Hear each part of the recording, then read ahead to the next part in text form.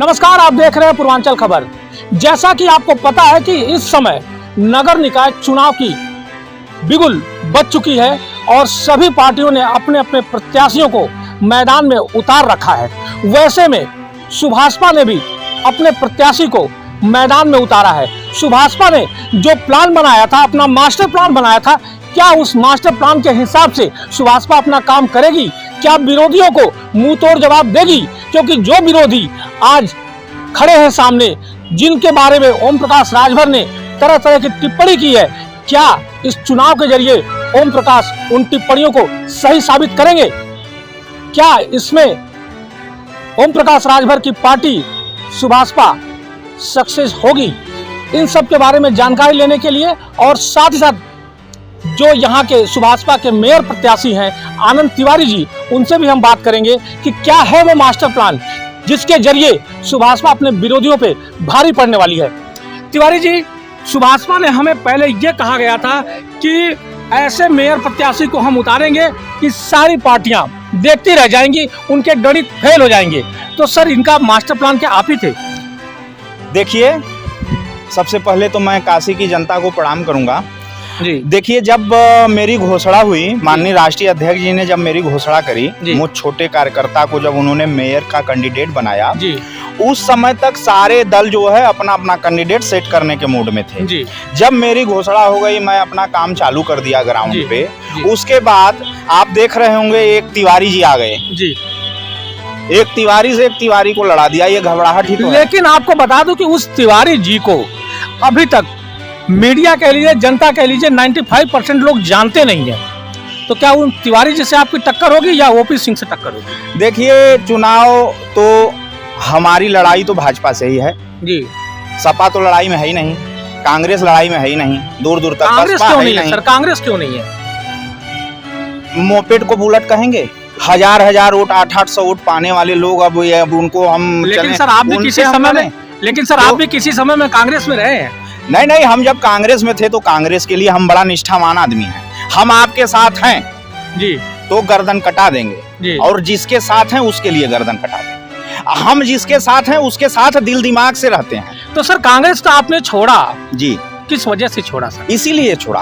कांग्रेस में कार्यकर्ताओं का नामो निशान नहीं है। कुछ एक मुट्ठी नेता है, वही कांग्रेस को चला रहे हैं। रह के क्या करेंगे? हमें ग्राउंड पे काम करना है, हमें जनसेवा करना है। तो जहाँ ग्राउंड पे लोग हैं हम उनके साथ रहेंगे ना। जहाँ कोई है ही नहीं, जहाँ कोई जाता ही नहीं। जब तक आप थे तब तक कांग्रेस काम कर रही थी? नहीं, हम कांग्रेस के बुरे दिनों में भी बहुत दिन थे। हमने अपना स्वभाव बताया ना जी, हम साथ जल्दी नहीं छोड़ते। हम बुरे थे, कांग्रेस तो कभी सरकार में ही नहीं रही हमारे होश में, उत्तर प्रदेश में, फिर भी हम कांग्रेस में रह गए। तो ये इसकी बहादुरी हमको दीजिए। क्रास पे क्रास, उल्टा सीधा सवाल मत पूछिए।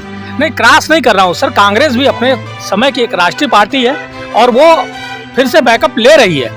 हाँ, वो अलग की बात है कि उस पर अभी कुछ हो नहीं रहा है, लेकिन बैकअप तो ले रही है ना। बैकअप कहाँ ले रही है? कहाँ ले रही है? ये तो आप बता सकते हैं, क्योंकि आपके भी घर में कांग्रेस के लोग हैं। अरे तो हैं या नहीं है वो छोड़िए, कहीं कोई बैकअप नहीं है। कांग्रेस कभी नहीं आएगी, ये मैं कह रहा हूँ। उत्तर प्रदेश में कांग्रेस मान लिया। अब हम बात करते हैं इस निकाय चुनाव को लेकर। इस निकाय चुनाव में ओपी सिंह पैसे वाले हैं जी, बीजेपी के तिवारी जी पैसे वाले हैं जी।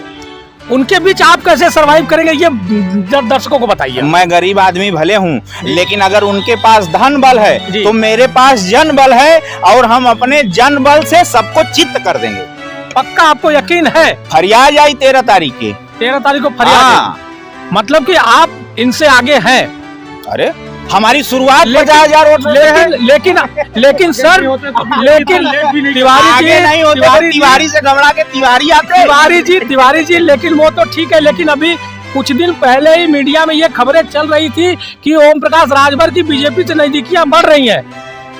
देखिए, अब ये चुनाव बाद हम लोग, निकाय चुनाव बाद हम लोग ये डिसाइड करेंगे कहाँ जाना है, किसके साथ मिलकर लड़ना है। चुनाव तो 2024 हम लोग लड़ेंगे फुल प्लेस। अब वो सब हमारे माननीय राष्ट्रीय अध्यक्ष जी का विषय है, वो सब फैसला वही करते हैं। हमारी क्या औकात है? निकाय चुनाव में कुल कहा जा सकता है कि टक्कर है? हमारी क्या औकात? हम छोटे कार्यकर्ता हैं, वो बड़े लेवल का काम है, माननीय जी का काम है वो। चलिए सर, निकाय चुनाव अगर आप जीत जाते हैं तो आपका पहला फोकस किस पे रहेगा? बनारस पे। किस काम पे रहेगा सर? साफ सफाई, नाली, खड़ंजा, बिजली, सीवर, पानी, बिजली बिल सब। अरे तो मोदी जी तो साफ सफाई, रंगाई, पेंटिंग, पुताई सब करवा रहे हैं। यही रहेगा अब हरदम। अभी ये 2G सम्मेलन जब खत्म होगा तो फिर काम नहीं करना पड़ेगा। यानी G20 के बाद विकास निरंतर प्रक्रिया है जो हरदम करना पड़ता है पत्रकार बंधु। अगर भाई देव, अगर आप मान लीजिए मेयर बन जाते हैं तो क्या ये G20 के बाद जो यहाँ पे जो रंगाई पुताई हुई है, जो मकान मालिक है उनके ऊपर जो पैसा थोपा जाएगा उसको आप माफ करवाएंगे? ये उन भाजपाइयों से पूछिए ना, ये सवाल नहीं, हमसे अगर क्यों आप पूछते? मेयर बनते हैं तो अगर हम मेयर बनेंगे तो हम जनता के लिए तो खड़े रहेंगे, मुद्दा कुछ भी होगा। यानी पैसा उनको नहीं देना पड़ेगा अगर आप मेयर बनेंगे तो? कौन सा पैसा? ये जो अभी रंगाई पुताई हुई है उसका पैसा इसका उनको क्या हाउस से- सर्कुलर है? सर्कुलर तो पूरा करना ही पड़ेगा, चाहे कोई भी हो, आम जनता हो, नेता हो, परेता हो, जो भी क्या सर्कुलर आप है उसके खिलाफ आवाज उठाएंगे? अब बिल्कुल उठाएंगे। अगर हमारे यहाँ लोग आएंगे, अगर हमें लगेगा गलत हो रहा है जनता के साथ, तो आवाज उठाएंगे, हम आपको साथ लेके उठाएंगे। क्योंकि ये अभी ये वीडियो पूरी दुनिया देखेगी, पूरा पूर्वांचल देखेगा, पूरा बनारस देखेगा। अगर ये कह रहे हैं तो आपको उस समय तैयार होना पड़ेगा। खड़े रहेंगे हम जनता के साथ हर स्थिति में, जनता जो कहेगी उसके साथ खड़े रहेंगे, उनकी लड़ाई लड़ेंगे। जैसा कि आपने देखा कि आनंद तिवारी जी ने अभी जो बातें कही हैं कि अगर मेयर बन जाते हैं तो जनता के ऊपर जो यह प्रेशर पड़ने वाला है उसके खिलाफ ये खड़े होंगे और जनता के साथ उनके बीच में खड़े रहेंगे। ऐसे ही और खबरों के लिए देखते रहे पूर्वांचल खबर। नमस्कार।